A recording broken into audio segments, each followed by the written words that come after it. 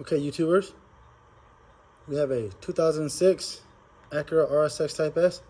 I'm going to show you guys briefly how to change an intake air filter on this car.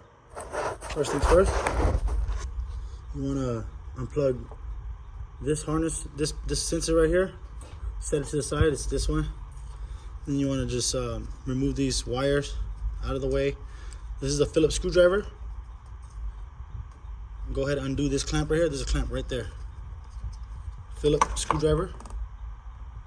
Then remove this hose right there, which I already did. This is a clamp. Just go ahead and use a plier, remove that clamp side to the side. I moved the battery because we're gonna go deeper. We're gonna go to the motor mount, but I mean, you don't have to if you don't want to. I'm just doing it because I'm gonna go we're gonna go after the motor mount, but I'm gonna show you guys how to do the intake. Just the intake filter, just in case if you're just doing an oil change or maintenance on it. Then you got 1, 2, 3, 4, 5, 8 millimeters. 8 millimeters, 8 millimeters. Then once you do all that, you should be able to just lift up and pull it out like that, just like this. There comes the intake box right there. Set it to the side.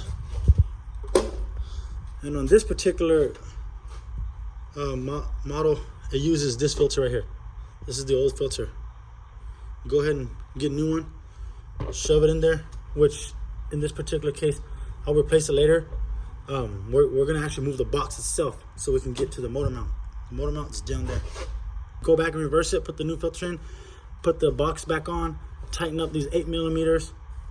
This clamp right here, this hose clamp, plug this hose back in, tighten up this Phillips screwdriver, and then plug in the sensor, and then your battery. Thank you guys. Once again, like, comment, share, subscribe.